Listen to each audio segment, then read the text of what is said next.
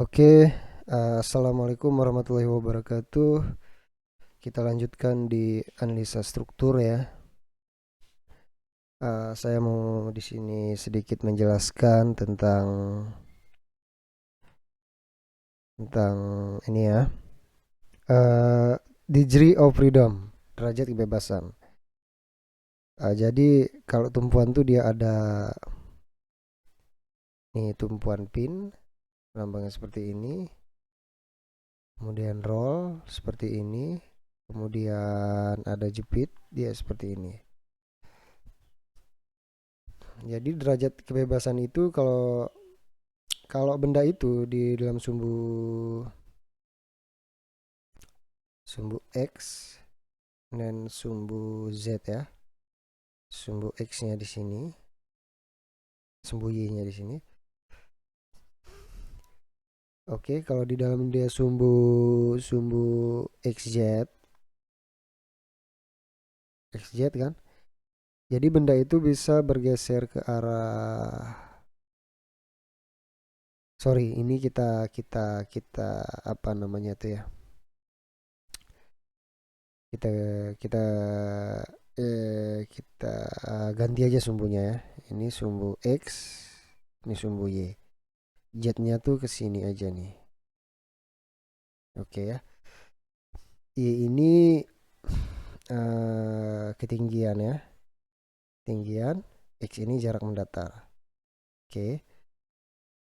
Jadi benda itu bisa bergeser, dia translasi namanya, bisa berpindah dia ke kanan atau ke kiri, yaitu di arah sumbu X, atau atas atau bawah di arah sumbu Z. Ini kita dalam dua dimensi ya. Dua dimensi. Terus berarti dia memiliki dua derajat kebebasan. Berarti bisa ke kanan ke kiri, atas ke bawah ya. Kanan kiri atau atas bawah. Ya kan? Kemudian ditambah satu lagi derajat kebebasan, yaitu benda itu berputar dia. Bisa berputar terhadap sumbu Z ya. Sumbu Z. Misalnya bentuk dia seperti ini. Nah, nanti dia bisa berputar seperti ini. Terhadap sumbu Z ini kan Z nih. Ya. Oke, Z ya. Ini X, ini Y. Oke. Kemudian uh,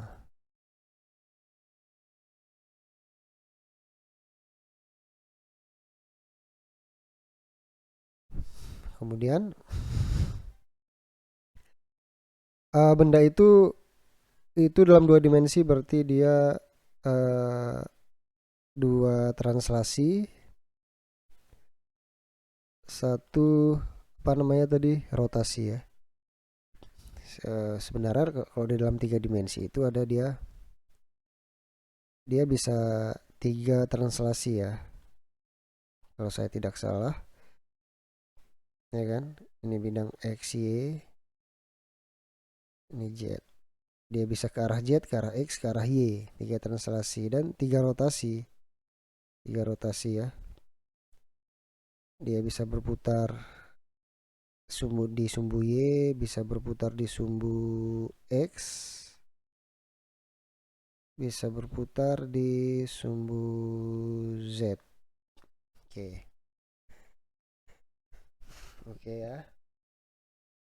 Kalau misalnya kayak gini, ini ada gedung misalnya kan. Kemudian gedung itu jatuh ke sini, tumbang gedungnya. Nah, dia berputar terhadap sumbu Z. Ini kan sumbunya nih. Putar dari sini. Ya kan? Oke. Uh,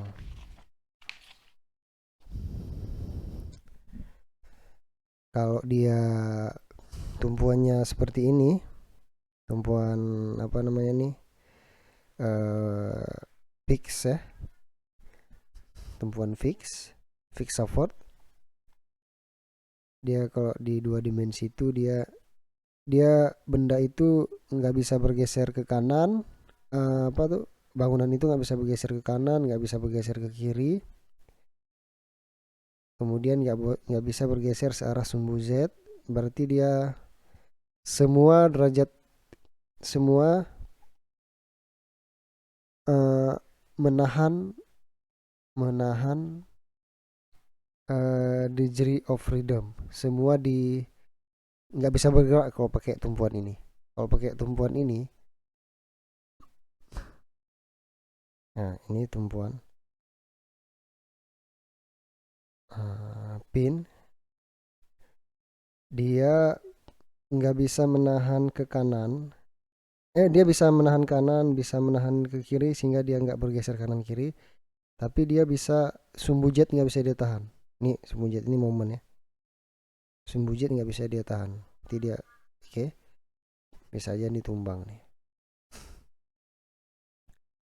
Kemudian ada roll itu kayak gini tumpuannya. Dia itu hanya bisa, sorry, yang ini tadi, yang fix tadi juga bisa menahan dari sini, dari bawah ya, sehingga dia aman. Ini juga aman, tapi nggak bisa menahan sumbu jet yang ini pin.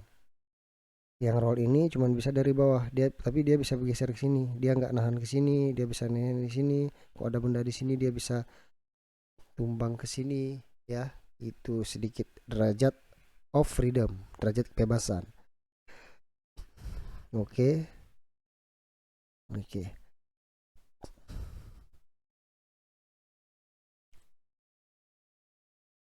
Jadi di analisis struktur itu ada yang namanya, kita memodelkan misalnya dari ada bangunan gitu ya. Ada bangunan misalnya rumah. Ini kan ada pondasi, ada pondasi kan. Kemudian, nah ini misalnya kita ngambil yang ini aja kan. Ini kita modelkan dia seperti ini. Misalnya nih ya, tumpuannya kayak gini misalnya nih. Ini tumpuan pin, ini tumpuan roll. Oke, ini balok misalnya kita modelkan. Kemudian di sini ada beban, misalnya beban terpusat sebesar P. Ini kita buat namanya tumpuan A, tumpuan B, ya kan? Oke. Kemudian kita buat dari sini, kita buat free body diagramnya. Free body diagram tuh seperti ini ya. Ini kita buat gayanya nih, gaya-gaya apa aja, gaya reaksinya tuh apa gaya reaksinya tuh ada AY ya kan, AX. Nah kenapa? Karena ini kan tumpuan pin. Tumpuan pin itu dia bisa menahan dua gaya dia, yaitu gaya ini ya, tumpuan pin searah vertikal dan searah horizontal. Kalau dia roll tuh dia cuman vertikal aja atau begini lah. Kalau fix tuh dia bisa bisa apa nih, vertikal, horizontal, dan rotasi terhadap jet atau momen tadi. Oke. Kalau ini kan apa, roll berarti dia ke atas. Ini BY ya. Sumbu Y. Oke. Itu namanya free body diagram ya. Kemudian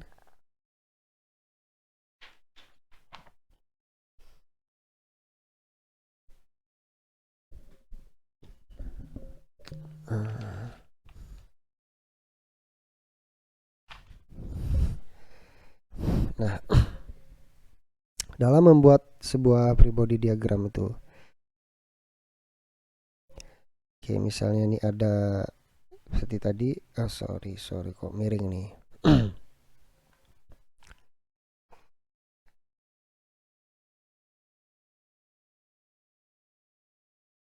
Kan? Oke. Kemudian dia ini A, tumpuan A, ini tumpuan B. Ini ada beban. Nah, tentunya free body diagramnya seperti ini.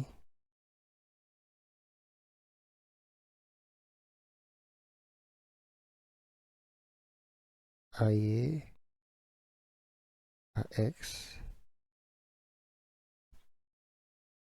BY P. Beban ya, ini beban. Kemudian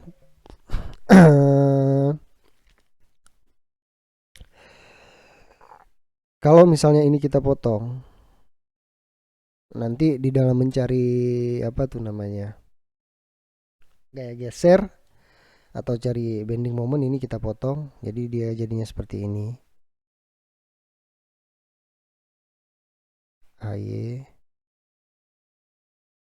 AX P. Nah ini ada gaya ke sini, nih ada gaya ke bawah, ini ada gaya ke sini ya. Nah sambungannya tuh ini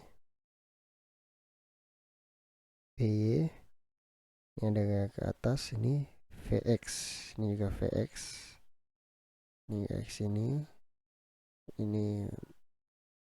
berlawanan sama ini momennya ya. Oke, ini dia. Ini kalau kita potong jadinya seperti ini. Ini ingat ya, jadinya seperti ini kalau kita potong. Ini juga seperti ini. Oke. Uh,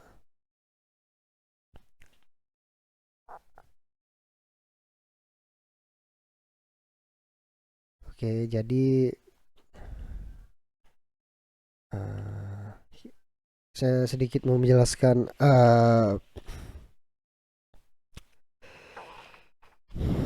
ini ya, cara mencari gaya reaksi ya. Misalnya di sini ada itu tadi,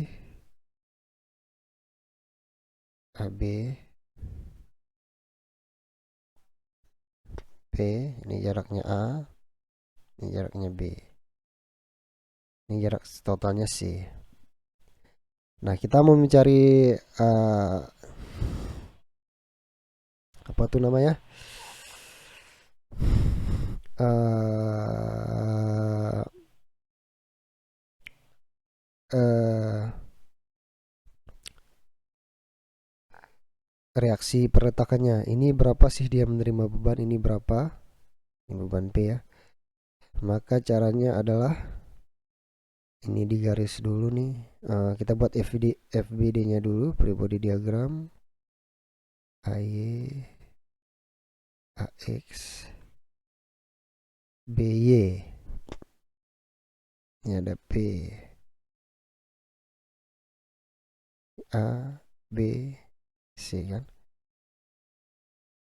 Kemudian kita keseimbangan X sama dengan 0. Jadi AX nya ini 0. Nggak ada gaya di sini. Di sini nggak ada gaya. Ya, kecuali di sini ada beban misalnya. Miring. Bisa jadi di sini ada gaya ya. Ini nggak ada. Kemudian nggak lurus ya, sorry. FY sama dengan 0. FY sama dengan 0, maka bagaimana? FY sama dengan 0 itu AY ini ya, plus BY kurang P. Kenapa dikurang? Karena ini ke bawah sama dengan 0. Jadi tandanya tuh kayak gini. Tandanya itu kayak ini ya, kesepakatan kita ya. Nah, kalau tandanya kayak gini ini plus. Nah, kalau sebaliknya dari sini berarti minus. Ini kan ke bawah nih, itu minus. Ke atas plus, ya kan?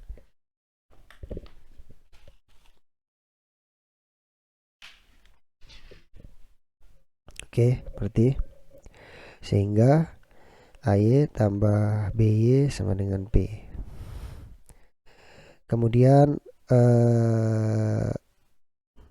kita cari sigma momen di A misalnya.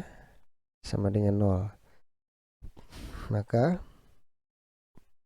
rumusnya adalah momen A, ya kan? Momen di A di sini tambah P dikali dengan A kan? Dia momen itu gaya dikali panjang, itu momennya. Momen. Ini kan momen di A nih, MA, ya kan? P dikali A dikali jaraknya ini, udah. Kemudian ini kita lihat nih. Kemudian ini ke atas nih. Ini ke atas.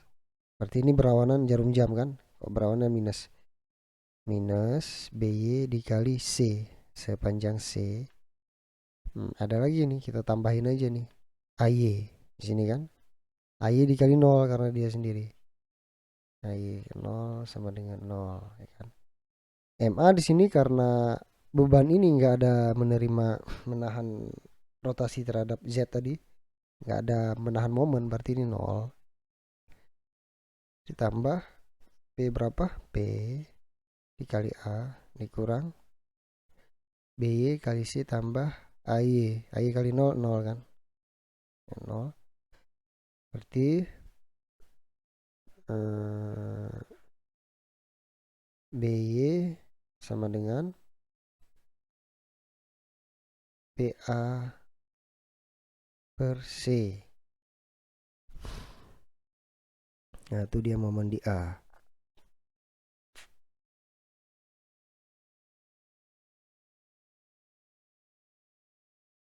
Oke. Momen di A. C itu A tambah B ya. A tambah B. Kalau cantilever gimana? Kalau cantilever tuh kayak gini. Nah, ini kan cantilever nih. Ini ada P, ini A. Ini kita buat per model FBD-nya tuh, free body diagram itu dibuat di sini terus lah biar nggak capek kali. AY AX, ini kan tumpuan jepit bisa menahan dari apa nih? Vertikal, horizontal, dan rotasi sumbu jet atau momen.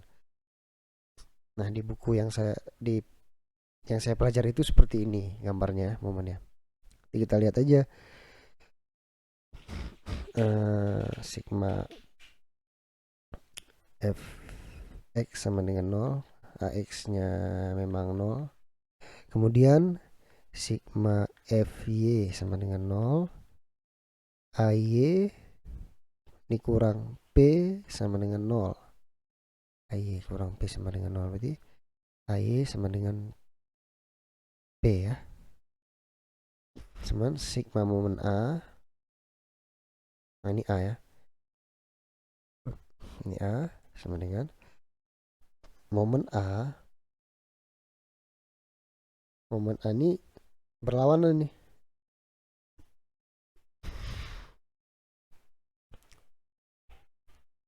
Oh sorry, momen A searah jarum jam ya. Karena tandanya seperti ini ya. Terus berarti momen A, ya kan? Momen A.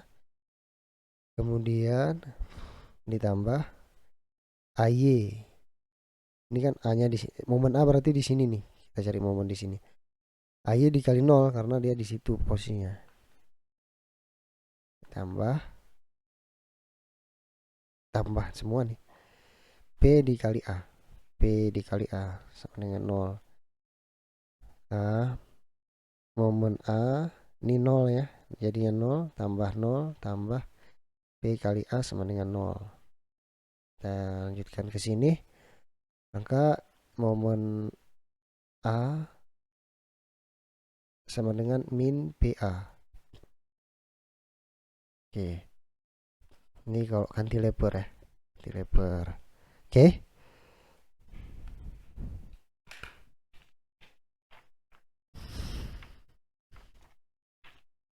Jadi dia sebuah benda itu dia harus imbang dia. Harus imbang.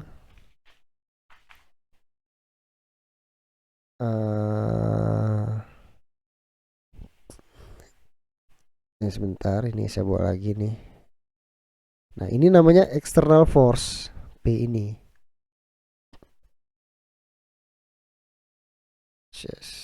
Nah, ini yang reaksi-reaksi ini tadi, ini namanya internal force atau nih gaya dalam nih. Nah, ini gaya dalam nih. Jadi ini harus imbang ya. Makanya sigma internal force ini kurang sigma external force sama dengan 0, ya kan? Makanya dia ada tadi sigma fx sama dengan 0, sigma f y sama dengan 0, sigma momen di x misalnya sama dengan 0 gitu ya. Kalau kalau dia sama dengan 0 maka objek itu stabil.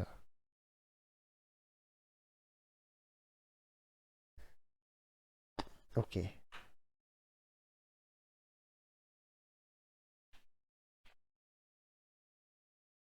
Misalnya contoh objek nggak stabil gimana nih? Misalnya gini. Ini tumpuan roll. Ini gayanya kayak gini kan. Nah, roll itu kan nggak bisa menahan gaya horizontal nih. Jadi bisa aja menggelinding dia ke sini. Tapi kalau di sini dikasih pin, nah pin itu kan dia akan menahan di sini. Berapa tahanannya ke sini? Tentunya sesuai dengan berapa gaya dia yang didorong ke sini gitu. Saya di sini 10 kilonewton. Maka di sini harus juga dia melawan 10 kilonewton. Ya kan? Kayak gitu lah pokoknya. Atau kayak gini ya. Ini lagi ada penjelasan dikit nih. Habis ini. Misalnya ini apa tuh namanya P. P-nya 10. Ini 10 misalnya nih. Berarti kalau dia ini berada di tengah-tengah berarti ini 5 dong. 5 kan. Ini 5 kilo 10 kilonewton nih. Ini 5 kilonewton, 5 kilonewton. Nah, kalau dia posisinya udah berubah di sini, nah berubah lagi. Tapi ini totalnya tetap 10. Misalnya ini jadi 2, ini bisa jadi 8 misalnya. Totalnya tetap 10 karena ini external load-nya harus sama dengan internal load gitu ya.